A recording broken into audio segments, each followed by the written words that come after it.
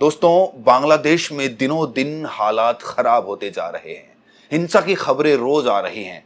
अभी कुछ ही दिन पहले एक सर्वदलीय बैठक में राहुल गांधी ने विदेश मंत्री एस जयशंकर से सीधा सवाल पूछ लिया कि बांग्लादेश में जो हो रहा है कहीं उसके पीछे विदेशी ताकतों का तो हाथ नहीं है। और जाहिर सी बात है, अगर विदेशी ताकतों की वो बात कर रहे हैं तो बात कर रहे हैं चाइना और पाकिस्तानी आईएसआई की।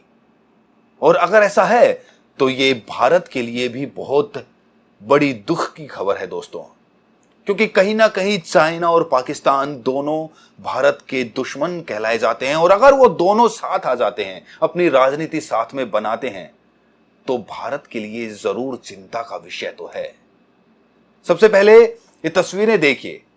सर्वदलीय बैठक में राहुल गांधी विदेश मंत्री एस जयशंकर के ठीक सामने बैठे हुए हैं। सर्वदलीय बैठक थी, यानी कि सभी दल आए थे, लेकिन आम आदमी पार्टी को इस दल में नहीं बुलाया गया, जिसको लेकर पार्टी के सांसद संजय सिंह काफी नाराज दिखाई दिए। दोस्तों, दिलचस्प बात यह है कि जब राहुल गांधी ने विदेश मंत्री एस जयशंकर से सवाल किया तो उनके पास सीधा सीधा जवाब था ही नहीं। एजेंसीज के अकॉर्डिंग राहुल गांधी ने क्या पूछा आपकी स्क्रीन पर। सूत्रों के मुताबिक राहुल गांधी ने सर्वदलीय बैठक में सरकार से तात्कालिक और दीर्घकालिक रणनीति के बारे में पूछा। राहुल गांधी ने यह भी जानना चाहा कि क्या बांग्लादेश में जो हुआ उसके पीछे विदेशी हाथ हैं। जवाब में एस जयशंकर क्या कहते हैं आपकी स्क्रीन पर। विदेश मंत्री एस जयशंकर ने सर्वदलीय बैठक में सरकार का पक्ष रखा। उन्होंने राहुल गांधी के सवाल के जवाब में कहा, बांग्लादेश में बदलते घटनाक्रम पर सरकार नजर बनाए हुए है। यह भी बताया कि पाकिस्तान के एक राजनयिक ने सोशल मीडिया पर आंदोलन की तस्वीर वाली डीपी लगाई थी, जिसके बारे में जानकारी जुटाई जा रही है। भारत सरकार ने सर्वदलीय बैठक में बताया कि हम बांग्लादेश के हालात पर पूरी नजर बनाए हुए हैं। सरकार ने बताया कि अभी बांग्लादेश में 12,000 से 13,000 भारतीय हैं। हालांकि देश में स्थिति इतनी भयावह नहीं है कि अपने नागरिकों को वहां से निकालना पड़े। सरकार ने बताया कि कुल 20,000 लोग फंसे हुए थे। इनमें से 8,000 छात्र वापस भारत आ गए हैं। 20,000 लोग फंसे हुए हैं, 8,000 छात्र वापस आ गए हैं। बड़े पैमाने पर वहां पर भारतीय हैं जो अपने बिजनेस इंटरेस्ट के चलते काम कर रहे हैं।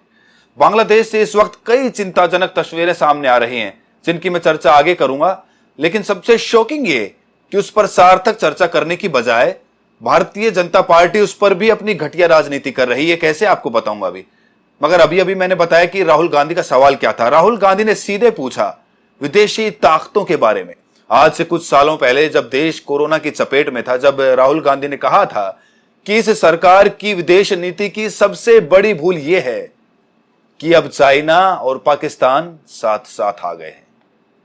हमेशा से ही हमारी विदेश नीति का लक्ष्य रहा है कि चाइना और पाकिस्तान कभी साथ ना आ पाए, मगर इस सरकार की नीतियों के चलते अब ये दोनों साथ आ गए हैं और ये देश के लिए बहुत घातक है।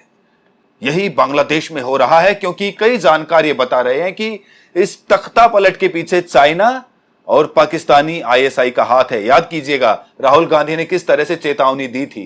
Second, please, the single biggest, you can ask anybody who understands, the single biggest strategic goal of India's foreign policy has been to keep Pakistan and China separate. This is fundamental for India. And what you have done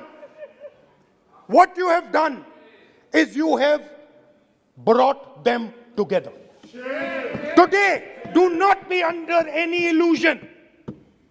Do not underestimate the force that is standing in front of you. Do not underestimate the power that stands in front of us. Do not underestimate it. You have brought Pakistan and China together, and this is the single biggest crime that you could commit against the people of India. China has a clear vision, and I can clearly see, without any confusion in my mind, that China has a plan. China has a plan.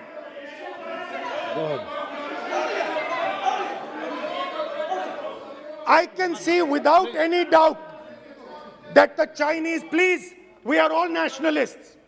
So let us discuss properly. I can see that China has a clear-cut plan. The foundations of their plan have been put in place in Doklam and in Ladakh. Do not underestimate what we are facing. This is a very, very serious threat to the Indian nation. सीधा सा सवाल, शेख हसीना भारत उतरती हैं और भारत में कहां उतरती हैं? गाजियाबाद के हिंडन एयरबेस में। उनसे मिलने कौन जाता है? राष्ट्रीय सुरक्षा सलाहकार अजीत डोभाल। यानी कि कहीं ना कहीं भारत ये संदेश दे रहा है बांग्लादेश को कि हम शेख हसीना के साथ हैं। मगर इससे नुकसान भी हो सकता है, और कैसे, मैं बताता हूं। क्योंकि अगर भारत ये संदेश दे रहा है कि हम एक भगोड़े नेता के साथ हैं, तो उससे जो हमारे वहां पर इंटरेस्ट हैं, वहां पर जो हित हैं, उन्हें नुकसान पहुंच सकता है। जो नया इंतजामिया है, जो नई सरकार है, वो भारत की इस रुख से नाराज हो सकती है। मगर दूसरी तरफ शेख हसीना जो 15 साल से वहां पर सत्ता में थी, जिनके हाव भाव में कहीं ना कहीं एक तानाशाही वाली सोच आ गई थी, इन 15 सालों में उन्होंने भारत के सामरिक हितों का ख्याल रखा है। इसीलिए उनका ध्यान रखना हमारा फर्ज है, कर्तव्य है। तो भारत के लिए दोहरी चुनौती है। मगर यह सवाल तो होना चाहिए ना विदेश मंत्री एस जयशंकर से और राष्ट्रीय सुरक्षा सलाहकार अजीत डोभाल से, कि अगर चाइना और पाकिस्तान साजिश कर रहे थे तो हम क्या कर रहे थे? क्या भारत ने उसके जवाब में अपनी रणनीति नहीं बनाई थी? अगर वहां पर जो जमीन पर प्रदर्शन कर रहे थे और बताया जा रहा है कि वहां पर एक इस्लामिक छात्र शिविर है जिसके पीछे जमात इस्लामी और जमात इस्लामी को पाकिस्तानी आईएसआई की फंडिंग मिल रही थी, तो स्वाभाविक सी बात है भारत क्या कर रहा था? क्या भारत के गुप्तचर अधिकारियों को इस बात की बिल्कुल भी मालूमात नहीं थी? और क्या इस मुद्दे को लेकर सरकार से सवाल नहीं उठाने चाहिए? मैं आपको दो तस्वीरें दिखाना चाहता हूं, दो बिल्कुल अलग अलग तस्वीरें। बांग्लादेश में हिंसा और आगजनी के बीच अब उपद्रवियों ने अल्पसंख्यक हिंदुओं को निशाना बनाना शुरू कर दिया है। भीड़ चुन चुनकर हिंदुओं को निशाना बना रही है, घरों में आग लगाई जा रही है, दुकानों को लूटा जा रहा है। इस बीच बांग्लादेश के मेहरपुर इस्कॉन मंदिर की तस्वीरें सामने आई हैं। दंगाइयों ने तोड़फोड़ करने के बाद इस मंदिर को आग के हवाले कर दिया है। एक तो ये तस्वीर है। अब ये दूसरी तस्वीर है दोस्तों। यहां पर आप देख सकते हैं जो कुछ मुसलमान हैं वो एक मंदिर के सामने पहरा दे रहे हैं, और आपके स्क्रीन पर ये है नजमुल एहसान का ट्वीट, जो कि पत्रकार हैं बांग्लादेश के। वो कह रहे हैं कि हिंदू मंदिर के सामने कुछ मुसलमान जो हैं पहरा दे रहे हैं। इस वक्त सोशल मीडिया पर कई ऐसी तस्वीरें, कई ऐसे वीडियोस वायरल हो रहे हैं जिनमें कई मौलवी ये अपील कर रहे हैं कि हिंदुओं को निशाना ना बनाया जाए, ये अपील कर रहे हैं। मगर बांग्लादेश से लगातार ये दो तरह की तस्वीरें सामने आ रही हैं। एक जैसे कि इस्कॉन टेंपल पर निशाना साधा गया, और दूसरी तरफ जहां पर मुसलमान हिंदू मंदिरों को बचाने की बात कर रहे हैं, उनकी सुरक्षा की बात कर रहे हैं।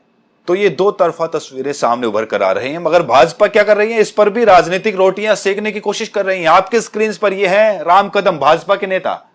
अब उन्होंने उद्धव ठाकरे पर हमला बोल दिया है कि वहां पर हिंदुओं पर निशाना बनाया जा रहा है, मगर उद्धव ठाकरे खामोश हैं। राम कदम जी, इसका इस्तेमाल कीजिए। आप जानते हैं बांग्लादेश से हमें क्या सबक मिल रहा है?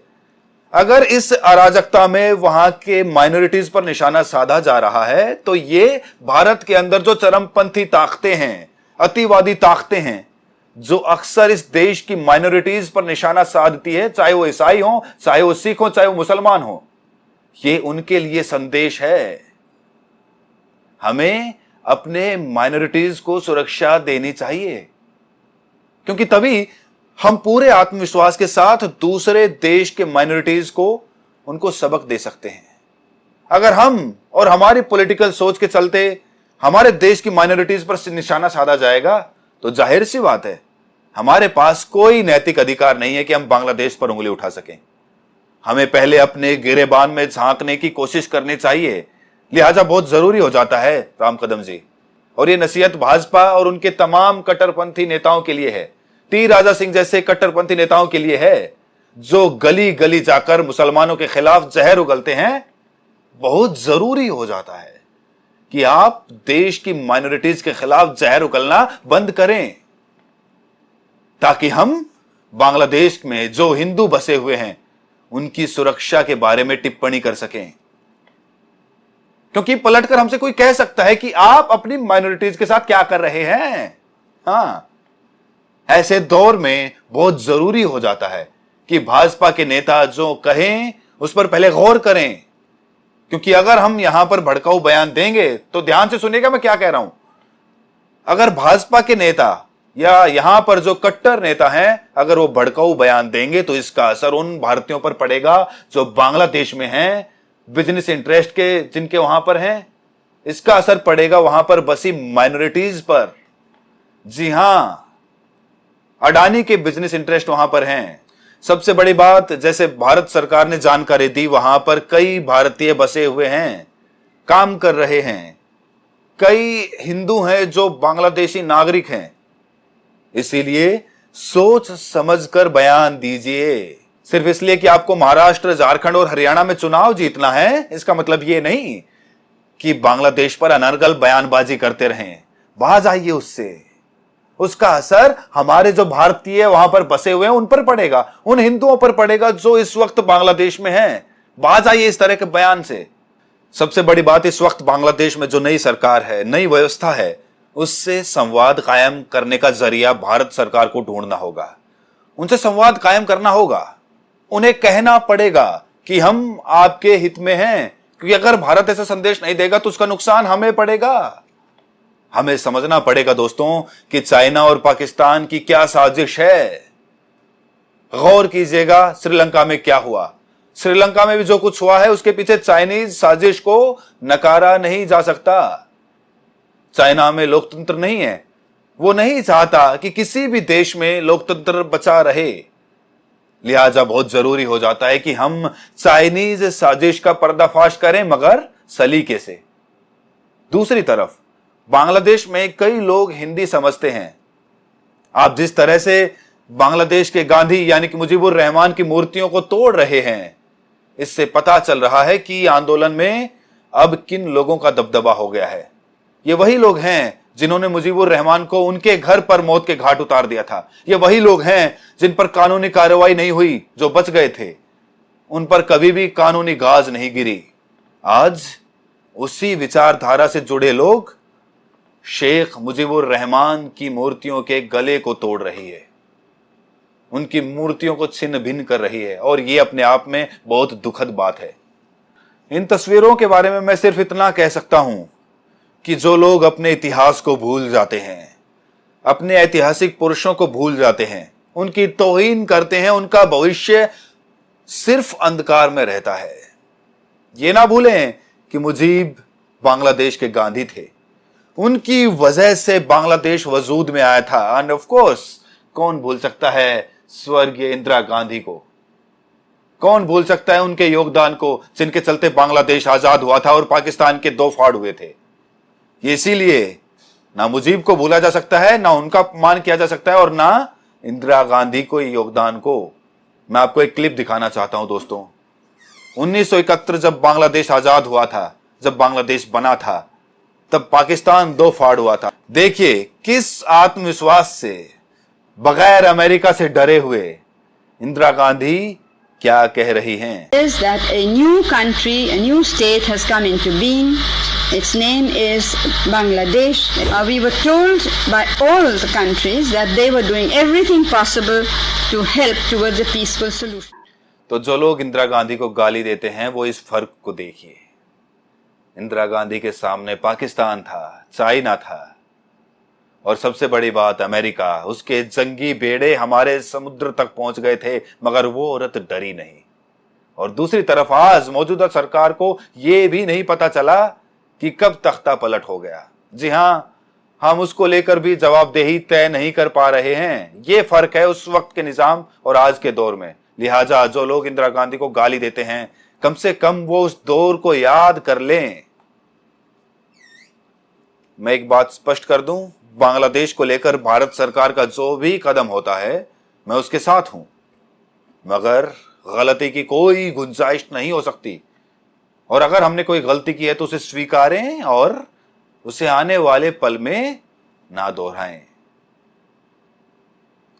राहुल यादव आपसे इजाजत चाहता है। नमस्कार।